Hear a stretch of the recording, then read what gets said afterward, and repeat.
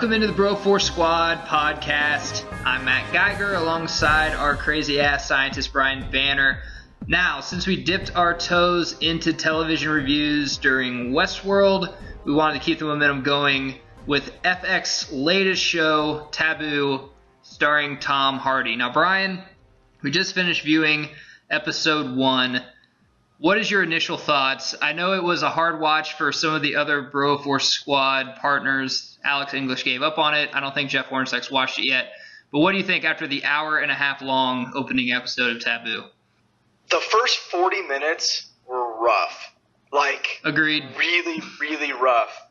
If I didn't have faith in Tom Hardy and the fact that I knew that you had watched it before me and were like, just stick with it, I would have given up. With that being said, I thoroughly enjoyed the last 30 minutes of it. It really started to pick up right there, and it started to kind of get the gears turning in my head of where can they go with this? Where are they going with this? What's the next step? What's the end game? Where's this guy looking at? Wait, what does this guy mean?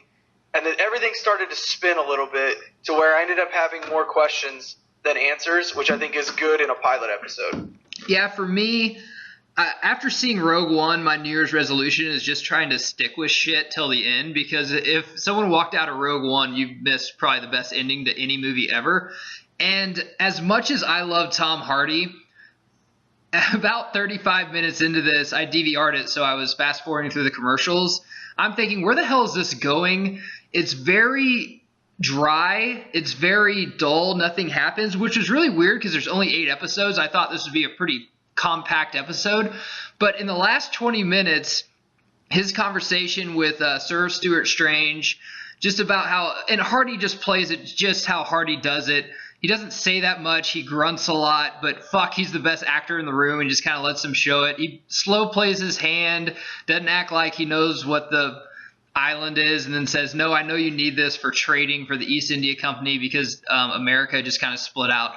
If you guys haven't got into this show yet, if you're a fan of kind of the Revolutionary War period, this is more England's view on it, which we've never, I don't think, got before. And then also Hardy's mother is of African descent, and he goes and lives with African tribes. So you also get kind of the slave aspect of it too. And so far, we haven't seen anything from America. Just talk about how they kind of recessed from the England Union, if you will. But yeah, they're more just mentioned in it. Yeah, it's kind of cool because it's set in Europe and set in Britain around that time frame, but they were going through struggles there and how they navigate that, which, if I understand and I know my geography right, which I probably don't, they're actually talking about the west coast of the United States, yes, right? Yeah. Okay, so they're talking about literally the entire other side of the world and how this one little plot of land is so important. But yeah, for whatever reason, Tom Hardy's dad isn't giving it up, and we have no idea why. And then Tom Hardy is obviously following suit, and for what it sounds like, they're both batshit crazy. So just a little kind of background. Hardy used to be in the English army for this Sir Stuart Strange, who you might know from Pirates of the Caribbean. He was in Game of Thrones for a while and several other movies. And then Hardy leaves to go to Africa to be part of a tribe, and then he comes back, and everyone thinks he's a savage. No one likes him. Everyone thinks he's dead. And basically he's just coming back to just recover what's his because his father died and just kind of see what he left him, which kind of leads me into my next question. Banner, do you think Hardy's character is dead? Do you think he's just fucking crazy? Do you think he's a combination of the two? Part of voodoo? What's going on with this character? Well, he's definitely crazy. There's no doubt about that. Just the way that he looks and acts and what he knows and his demeanor, he is definitely fucking crazy. I think that he is alive at this point in time, but he hasn't always been alive. I think that something happened to him when he went to Africa and he died, and because of his mom's witchcraft tribal background, he somehow came back from the dead, which is why he has that cool-ass tattoo on his scar on his head. We haven't really seen his tattoos. We just got a little glimpse of them, but I can only imagine they're fucking awesome. And that's how he knows so much about everything and has made those few references about, I know so much about the dead and blah, blah, blah, stuff like that. I don't think he's dead, and this is just simply from me just watching the first episode. is that the way this is directed, it's not directed by Ridley Scott, but Ridley Scott's name's on it. I believe he produced it. It's really gritty. It's really believable. Usually movies we get from England, everyone's just drinking tea and it's nice and stuff. This is like in the mud, in the depths of England, in the ghetto, if you will. It's very realistic to me, and I think bringing in that aspect would make it non-realistic. Now, they'd have to take a severe turn for him to be just walking among the living, him being dead in the next 7 episodes, since they just kind of drug their feet on this one. But don't get me wrong, I would love to see Hardy be some kind of fucking vampire badass that would just kill the whole town of England. So, switching gears, I love talking about Tom Hardy. Who doesn't? He's one of the greatest actors of our generation, but there's a lot of other great actors/actresses in this show. So, Banner, give me one that you're keeping your eye out for in the next 7 episodes. We actually mentioned him earlier, the actor John Price, who plays Sir Stuart Strange. Obviously, huge fan of him from the Pirates, the original trilogy. He plays Keira Knightley's father in that series, and then he's also the High Sparrow in some of the later episodes of Game of Thrones, which he's absolutely fantastic in those as well. This is a different character than what we're getting from either one of those.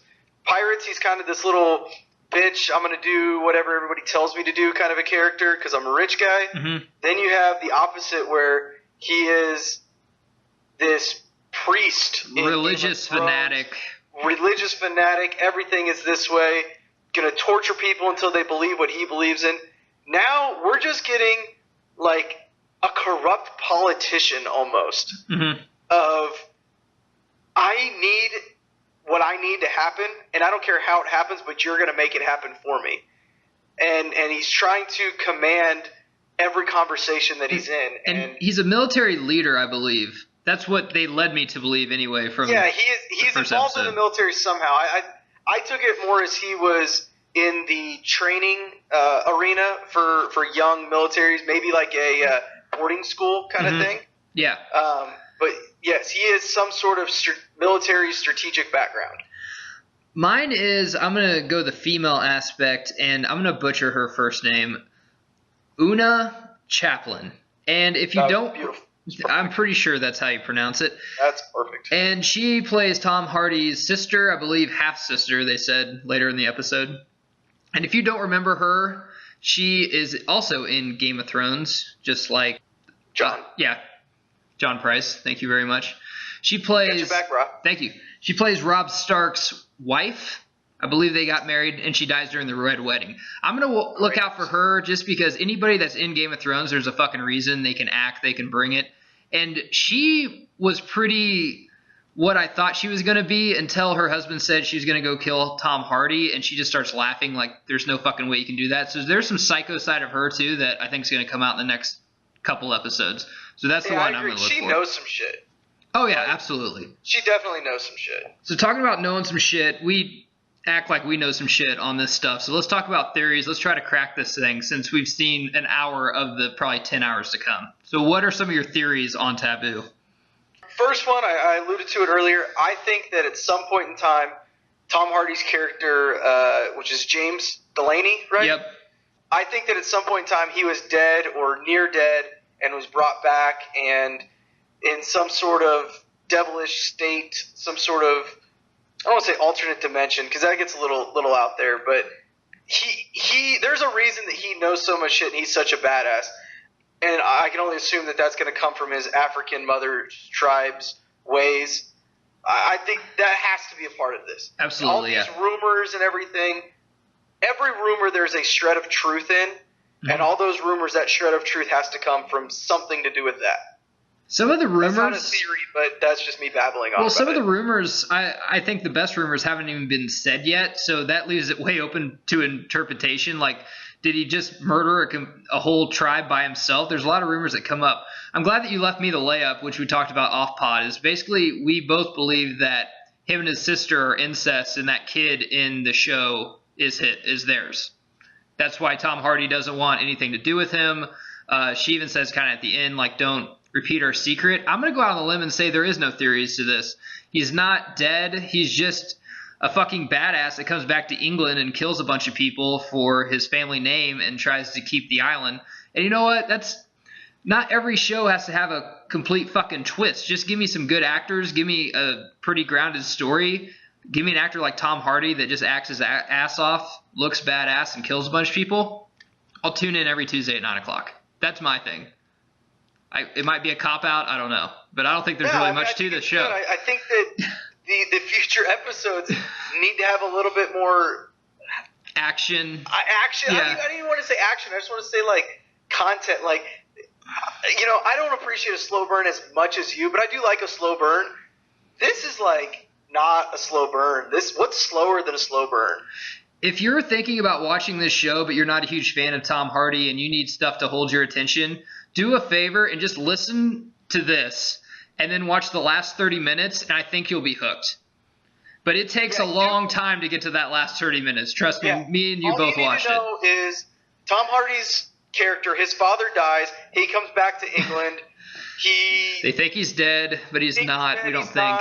Everybody talks about these rumors. He was once in the military, then he went to Africa, and now he's back. Started at the conversation where Tom Hardy is sitting around the round table and they're discussing the island, and then you'll be good. Yeah, his dad left him a bunch of stuff. An island is one thing. I think they're kind of a wealthy family, and England wants the island because it's an awesome trade port because the United States just disbanded from England. Period. All right, guys. That'll do it for us. That is our Taboo Episode 1 review. Be sure to check back with us throughout the season to get our hot take. Also, don't miss out on the Bro Force Squad's comic book movie madness tournament. All 64 of your favorite comic book movies will be present, and we'll be running that until April. To find all of this and much more, check out our website, www.broforcesquad.com. While you're there, subscribe to our squad blog. Check out iTunes and YouTube for all of our content, including our famous movie commentaries. Like us on Facebook, subscribe to us on Twitter, @Bro4Squad, and we are out.